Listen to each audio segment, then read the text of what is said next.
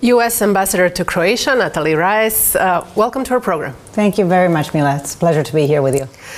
We're having this conversation on September 11th. This is the date that still gives the chills to all Americans, but also to many around the globe. So to start with this, how do you remember this day 23 years ago? Feels like it was yesterday, really, 23 years ago. Our country was under attack. I remember I lived in Los Angeles at the time. I was Deputy Chief of Staff to the Mayor of Los Angeles. And I got a call around 5:46 in the morning, 5:47. And a friend of mine said, "You're going to have to come to City Hall immediately." I said, "What's going on?" And she said, "The Twin Towers have been hit." I said, "You must be crazy. You must be joking." And I turned on CNN, and there it was. And I immediately put on my boots, jeans, T-shirt, and went to City Hall because those planes were headed towards Los Angeles, if you remember. And we didn't know how many planes were in the air, and we didn't know what was going to happen, and we were under attack. And so for me, as Deputy Chief of Staff to the Mayor of Los Angeles back then, the safety and security of all Angelenos was my priority, and we had to make sure that they were safe and secure. Yeah, it's amazing that 23 years ago that happened. As you said, it seems like only yesterday. Today, we're less than 2 months to go until the U.S. presidential elections. A high-stakes debate was held last night for both candidates.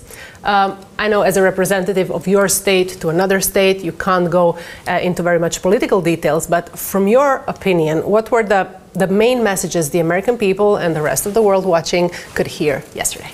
Well, I think that's an important question. I think every election are high stakes, especially presidential elections in the United States of America. And as the representative of the United States here in Croatia, I want everybody to come out and vote. And at the U.S. Embassy here in Zagreb, we are helping people to register to vote and to vote. And so, actually, I have to tell you a story. There are two people, as you know, 14,000 Americans live here in Croatia. And we got a call this last few weeks of two, one that's 94 and one that's 93. One that lives in Split and one that lives in Dubrovnik that want to register to vote and they want to vote in this election cycle. So every election is very close. And so we're encouraging everybody to have a plan to vote, to tell their friends, to tell their families, and to come out and vote. As I said, at the embassy, we're helping people register to vote and be able to mail in their ballot. But people should know that they don't have to vote only on election day, that they can vote before. There's early voting, there's vote by mail, there's even vote by email in some states like Massachusetts. And so, elections are close. We talk about battleground states. I want to refer to those battleground states. There's 7 of those. The states of Georgia, Pennsylvania, Nevada, Arizona, North Carolina, Wisconsin, and Michigan. Those are the battleground states, and the elections will be decided from those 7 states because, as you know, we have the Electoral College vote versus the popular vote. But regardless, don't get lost in those details. Just come out and vote. Bring your friends and bring your families because these are very high-stake elections. Do you think that the debate last night could have changed some people's minds, and in what percentage? Well, I think people need to be convinced to come out and vote. We have to persuade voters to come out and vote. And so they have to hear from both candidates. And so this was a great setting to hear what each candidate will bring to the table if elected president of the United States. And so I think that there's many undecided voters that I think yesterday got a good look at what a President Harris would bring to the table versus a President Trump would bring to the table. The difference, at least in the polls, is very narrow, which is going to make it a tight race. We'll see about the outcome. We all remember the surreal scenes in front of the Congress on that January. After the last elections, is it possible that scenario will happen again? Did something change in the American political process to prevent that from happening again? And in your opinion, is American society even more divided than 4 years ago? Look, January 6th was a horrifying day in American democracy. I remember that day very vividly, calling my friends in Congress to make sure that they were okay. and they were ducking and hiding, and they were worried. They could not tell me they were okay. And I hope that never, ever happens again in the country like the United States of America, where the transition of power needs to be smooth, transparent, and hopefully this will never happen again. And really the next president of the United States will continue bringing our country together, unified, to ensure that this won't happen again, ever. Because democracies are very frail, as we all know, and so we have to all be very vigilant to make sure that our democratic values, especially the transfer of power, the peaceful transfer of power, happens smoothly in a country like the United States. So I'm hoping that unity prevails, that both candidates call for unity, regardless of who wins this election cycle. That president is there to represent all Americans. Mm-hmm. And talking specifically about the moment in time, now and 4 years ago, do you feel that the American society is more divided or less divided? Look, I think that we have a two-party system. We have Democrats and we have Republicans, and so there are divisions, and so as you've talked about, it is a tight election because of that division, because the margins of divisions are very slim in many ways, and so I think that the country has come together under President Joe Biden.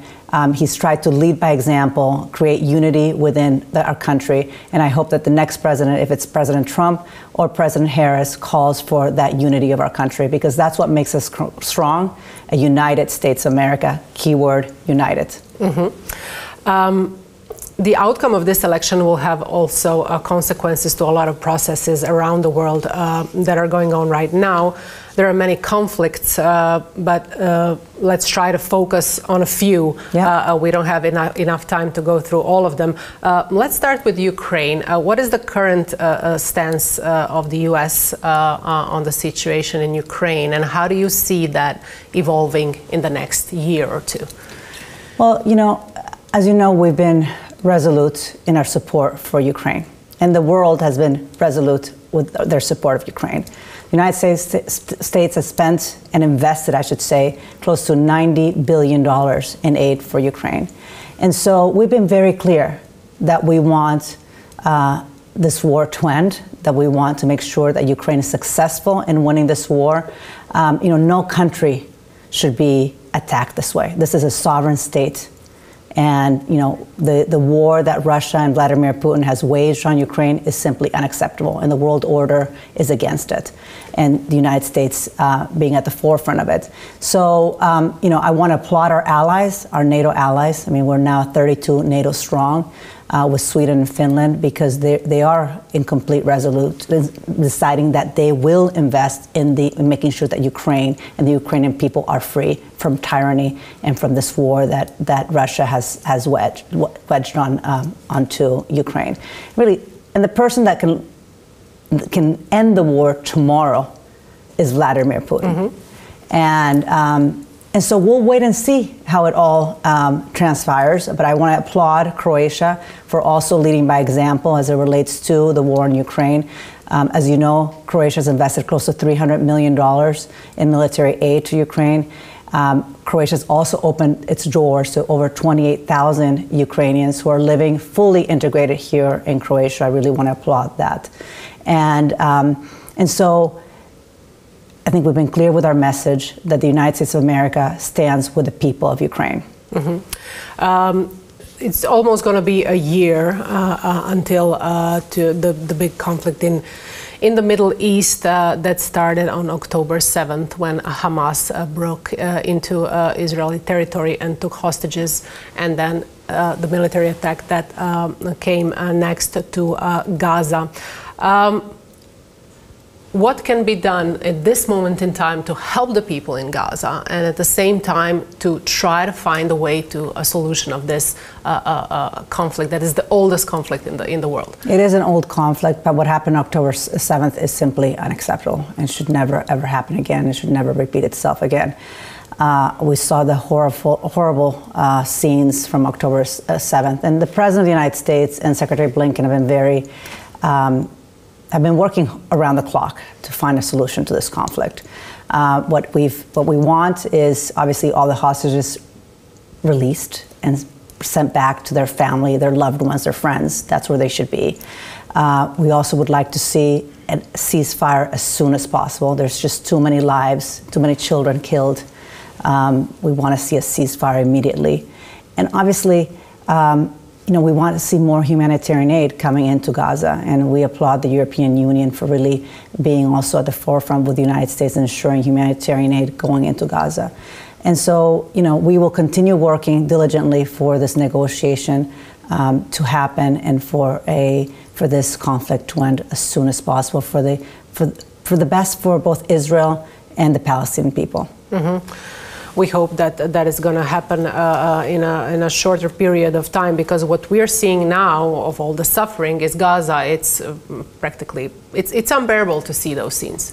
I agree with you. It is unbearable, and we want to bring an end to it soon. And as we've said, a ceasefire is very important, and the sooner that we can get that accomplished, the better for both the Israelis and the Palestinian people.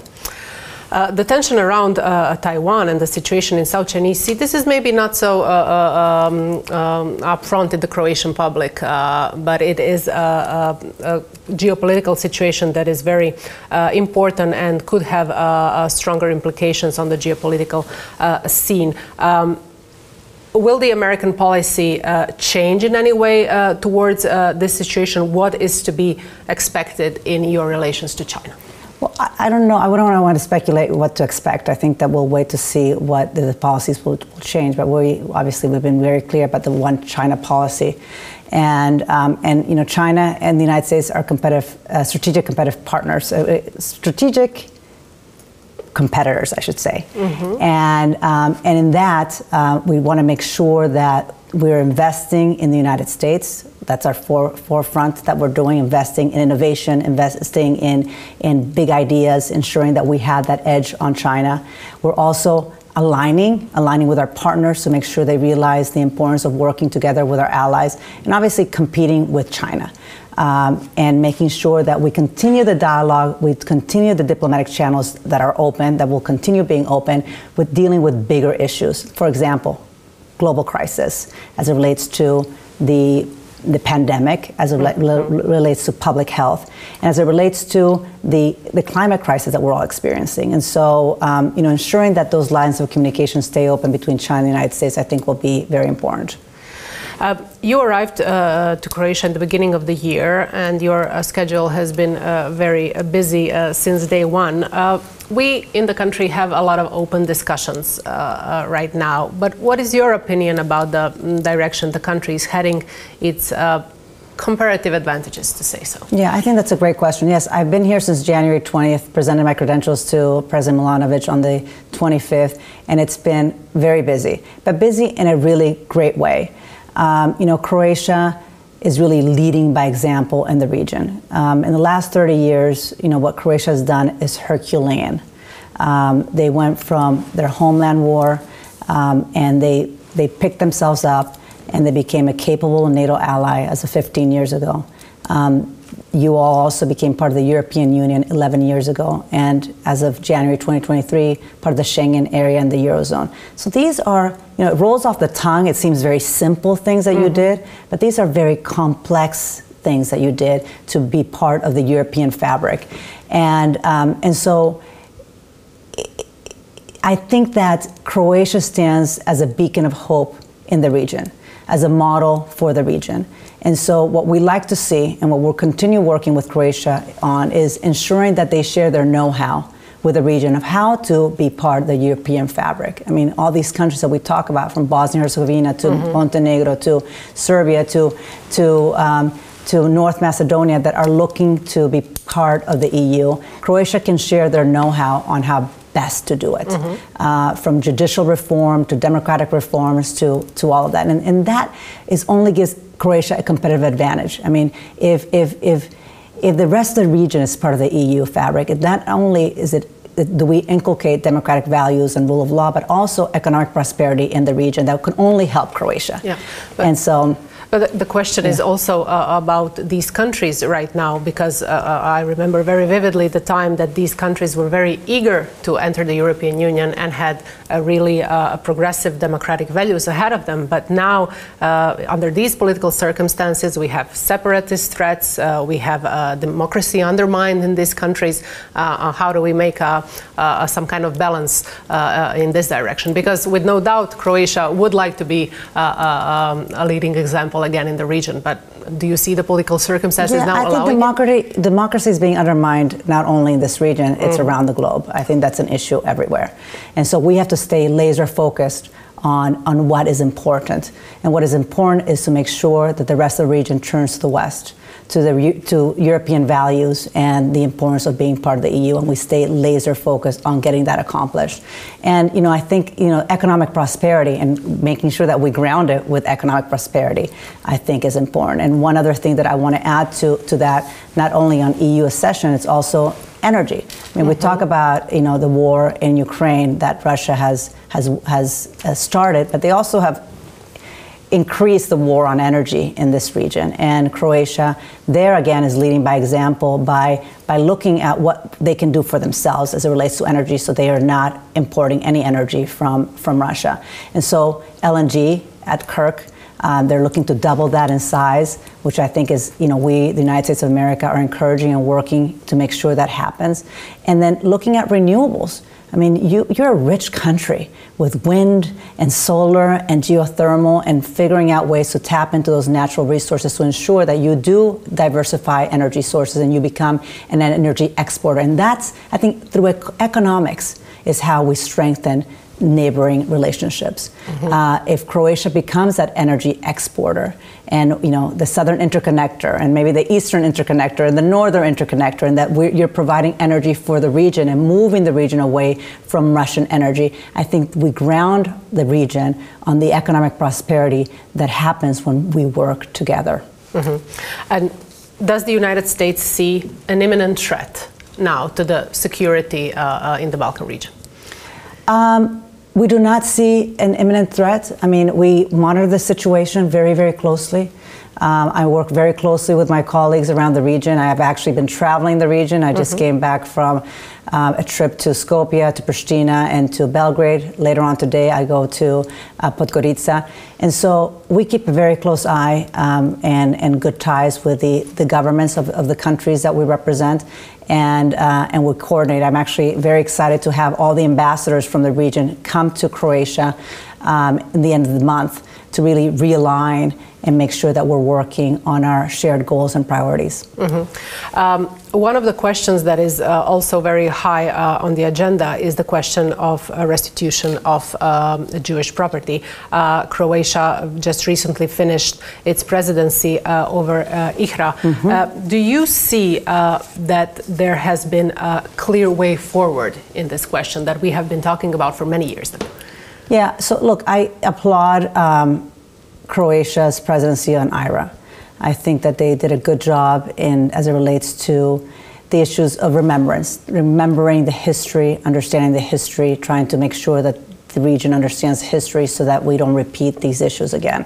But there are some open issues. There's issues of restitution, there's issues of property, there's issues of looted art that need to be returned to the Jewish people. We've seen some progress being made on that. We saw 3 properties being returned to the Jewish community. We like to see more of that. I think that Croatia is headed in the right direction, and they know that it's a priority for the United States, and we look forward to working together to make sure that we close this dark chapter in our history. Are you worried about this? Is not only in Croatia that the far right has become the member of the government. It's like that all across Europe. Do you see a tendency maybe to put some of these issues far behind from the agenda because of the nationalists getting into governments all over Europe?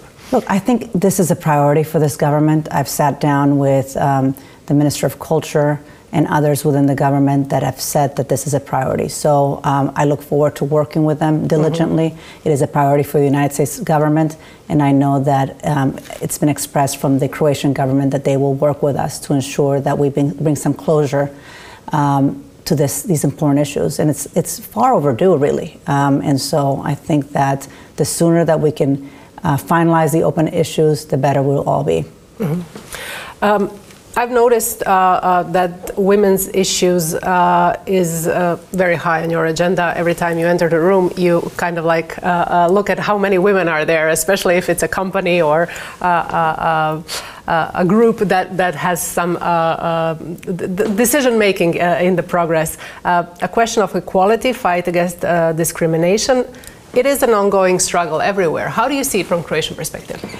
Look, I think it's an ongoing struggle, and it should be a priority for everybody. It should not just be a priority for me. I think that we've seen that when women are in the decision-making table, policies are better, businesses thrive, the bottom line only improves.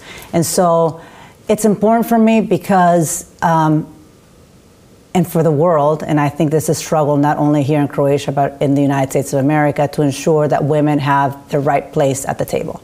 And when women get to the place at the table, that we bring other women with us too. And so I think it's very difficult to be a working woman, especially when, we are asked to do so many things. Be a good mother, be a good wife, be the best employee, employer. We always are so demanding of ourselves. And at times, society does not make it so much easier for us to thrive. And so I like to point out the things that government can do to help women thrive in the workplace. Like, for example, caretaking for the children, making sure that we have after-school programs, healthy after-school programs for the kids, making sure that there's an infrastructure so mothers don't feel so guilty, oh, I'm leaving my child with, and he or she does not have the care. And so I think that I see here in Croatia that women are far exceeding men as it relates to higher education and college. I mean, I think they're at 50 some odd percent, mm-hmm. 56, something like that. Don't mm-hmm. quote me exactly, but I know that they outrank men as it relates to education. So what's holding women back from the workplace? I think that's a question we all need to ask ourselves. And how can we make it easier for women to thrive? And not to be selfish, but to ensure that our government, our businesses, are thriving with women at the table. So it's something that I've worked my whole life in, and I think that I look to men to be our allies in this important question and ensure that if they look around and they don't see a woman in the room, then there's something wrong with the way that they're viewing whatever issue they're dealing with. And so I encourage men to also do the same thing I do. Look around the room and make sure that you give women the opportunity, the tools, and the mentorship to thrive, because I know they're ready and willing to do great things. As I mentioned, we are recording this interview on Wednesday, September 11th. It is now the exact time that the terrorist attack happened. We're going to take a minute. Thank you.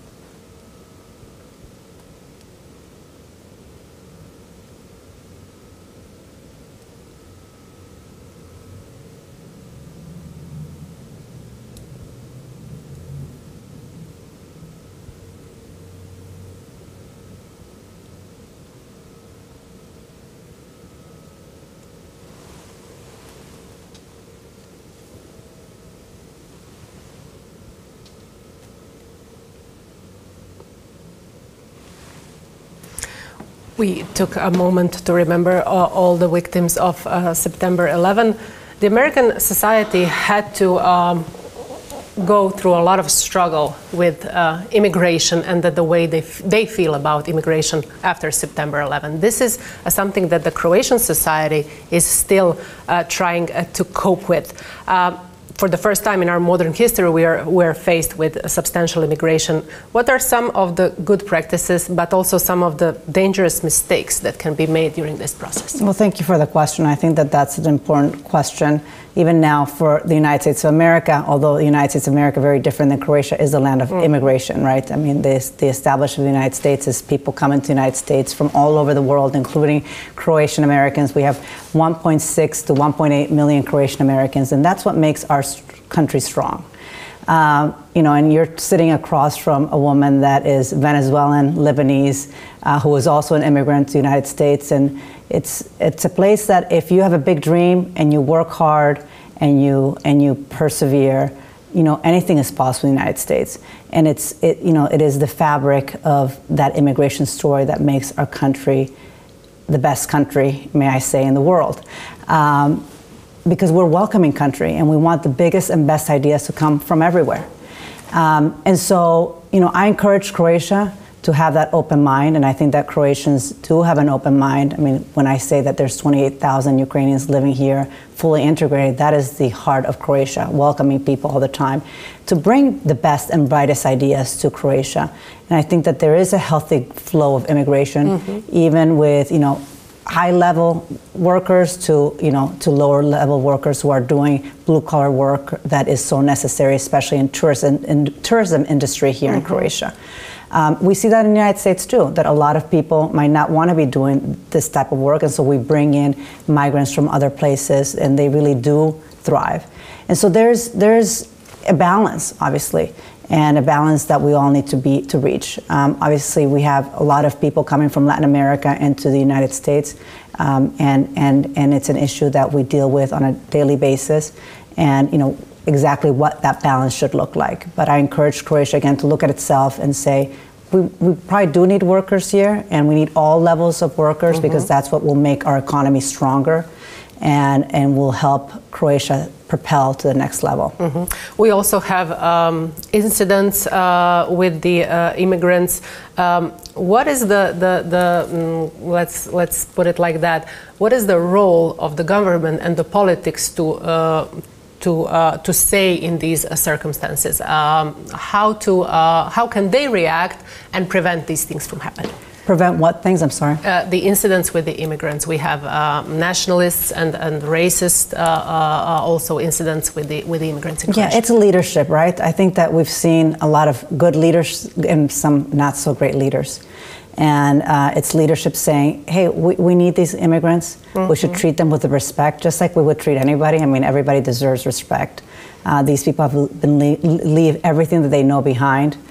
Their families, their friends, their loved ones. They might not even speak English. In this case, they might not be speaking Croatian.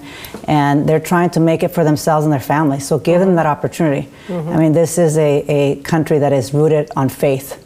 And, you know, faith should root us as it relates to treating people with kindness and respect. Ambassador Rayes, thank you very much for taking the time to talk to N1. Thank you so much, Mila. I appreciate your time.